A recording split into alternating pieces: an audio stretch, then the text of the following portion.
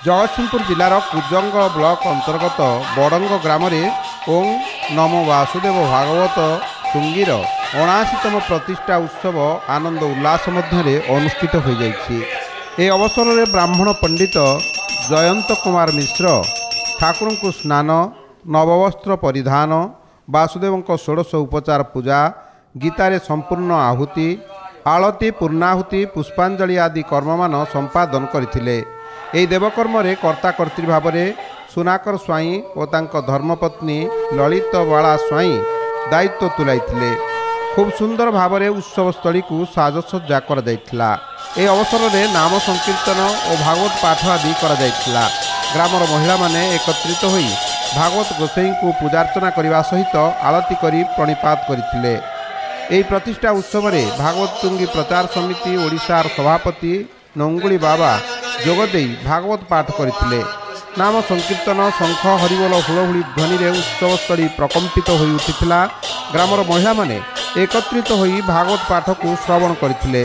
एथिरे आखपाख ग्रामरू बहु भागवत टुंगी कर्मकर्ता माने जोग देइथिले।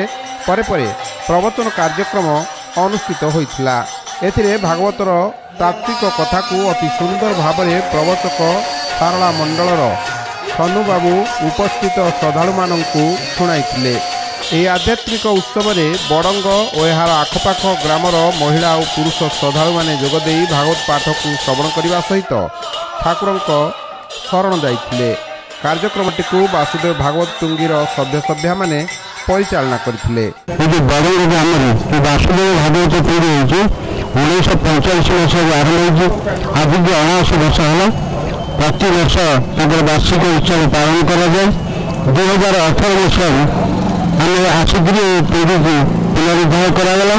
दैनिक गोटे स्वामी साईर भागवत टुंगी बोली रही प्राय प्रत्येक परिवार जन लेखा सदस्य माँ मैंने आसिक प्रतिदिन भागवत पाठ कर गीता पाठ कराई। जाजपुर जिला बड़चना ब्लॉक कोलणगिरी नानकार सिद्धपीठ ठारे महिमा महोत्सव अनुष्ठित हो जाइछि। 3 दिन धरी महिमा महोत्सव एठारे आयोजन कर जाइथिला। महिमा धर्मर प्रचारक महापुरुष संत क्षेत्रवासी बाबांको जन्म जयंती रे महिमा महोत्सव एठारे पालन कर जाइथाए। ब्रह्मध्वनि सहित समाजर मंगल पाई पीतल झाड़ दीपरे अखंड ज्योति प्रज्वलन कर जाइछि। 3 दिन धरी होमयज्ञ अनुष्ठित होइछि। बाजा बाण संकीर्तन रे प्रकंपित होइथिला समग्र परिवेश। विभिन्न स्थानरू बहु साधुसंत मानकर महिमा महोत्सव रे बहु संख्यार श्रद्धालु जोग देइथिले। प्रत्येक दिन संध्यारे सांस्कृतिक कार्यक्रम आयोजन कर जाइथिला।